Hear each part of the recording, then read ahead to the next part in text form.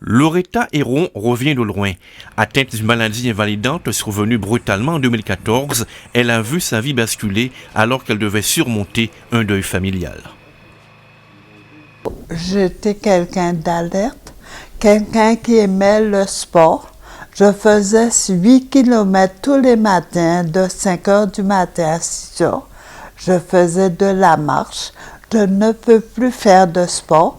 J'allais 3 fois par semaine à l'île-Gouzier à la nage. Je ne peux plus nager. Mes muscles ne doivent pas être fatigués. Diminuée physiquement, sujette à une perte d'équilibre, Loretta a été victime de nombreuses chutes, notamment à son domicile. C'est à ce stade qu'intervient l'Association guadeloupéenne de soutien aux personnes handicapées grâce aux 2 services dont elle dispose. Le premier est dévolu à l'accompagnement de la vie sociale de la personne en situation de handicap et le second à l'aide technique qui peut lui être apportée. On évalue ensuite la demande déjà dans un premier temps lors de l'entretien. Et en fonction de la demande, on détermine avec l'équipe pluridisciplinaire constituée d'ergothérapeutes, d'assistantes sociales, de techniciens dessinateurs en bâtiment, techniciens de maintenance et de moi-même, chef de service. Donc du besoin de l'usager et en fonction de ce besoin-là, on décide de quelle orientation donner ou de quelle mission qu'on va mettre en place avec l'usager. Donc s'il nécessite une visite à domicile pour une évaluation du domicile, parce que là, à ce moment-là, il y a un besoin de demande d'accessibilité du domicile. Donc à ce moment-là, on organise donc la visite en concertation avec l'usager, on programme un rendez-vous au domicile.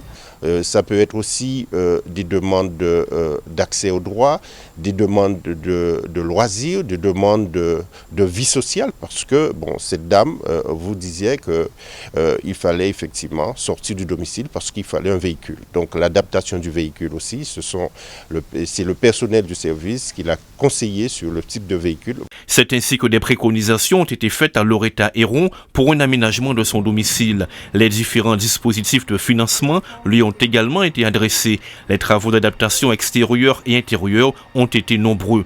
Elle bénéficie notamment d'un portail automatique, d'allées élargies, de toilettes et d'une salle de bain qui lui permettent un maximum d'autonomie et de sécurité.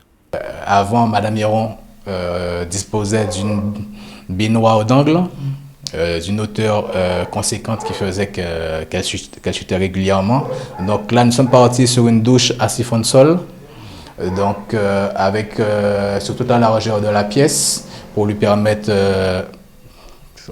si demain elle se retrouve en fauteuil roulant, ce que nous ne demandons pas, c'est qu'elle puisse circuler aisément et accéder à la douche avec son fauteuil. Depuis que les travaux ont été réalisés dans son chez elle, le quotidien de Loretta Héron s'est considérablement amélioré. Avec le CRICAT, on a vu les travaux à faire, c'est-à-dire l'agrandissement des portes, de manière à pouvoir passer un fauteuil roulant, puisque je suis amenée à être en fauteuil roulant. Le plus tard possible, j'espère. Mais si ça devait arriver, tout est prêt avec les travaux qui ont été faits et suivis par le CRICAT. Chaque année, qu'il s'agisse de personnes en situation de handicap comme Loretta ou de personnes âgées, la GSPH traite une centaine de dossiers. C'est la preuve que le besoin est bien réel en Guadeloupe.